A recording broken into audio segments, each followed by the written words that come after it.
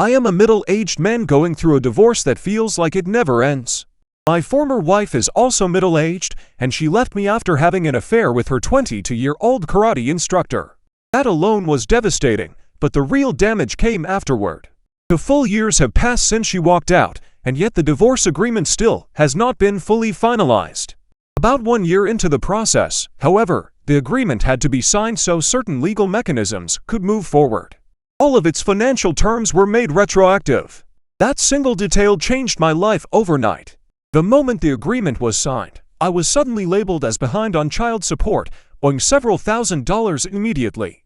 On top of that, I was declared responsible for more than $10,000 in spousal support.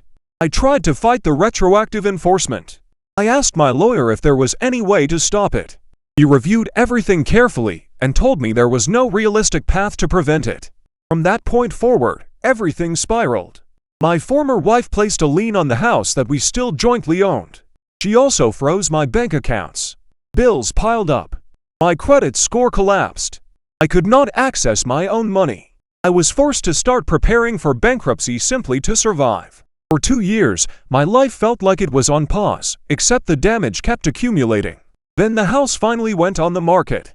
Because of the financial situation, it was listed as a short sale. That meant the banks involved were already preparing to lose money. Every dollar mattered to them. They examined every document closely, every claim, every legal detail tied to the property. When the banks discovered that a lien existed on the house, they realized something important. If the house sold, the lien would have to be paid first.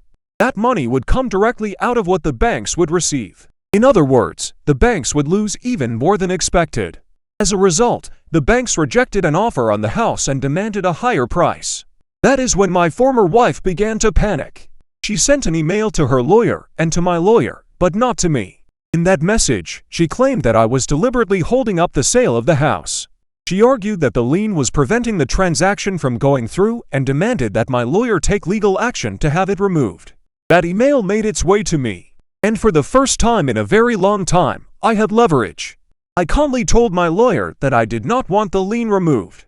In fact, I told him I preferred that it remain exactly where it was. From my perspective, the situation was simple. If the house sold with the lien in place, my back-owed child support and spousal support would be paid directly from the proceeds. That would clear a massive financial burden from my life. If the house did not sell, I was going to file for bankruptcy anyway. Either way, I would survive. There was no scenario where removing the lien benefited me. The irony was impossible to ignore.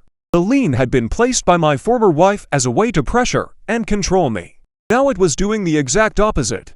When she learned that I would not agree to remove it, she completely lost control. Emails started flying.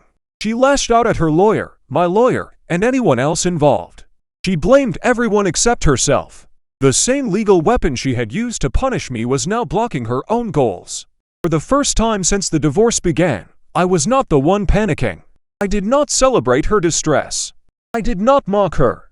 I simply stood my ground. I let the process continue without interference.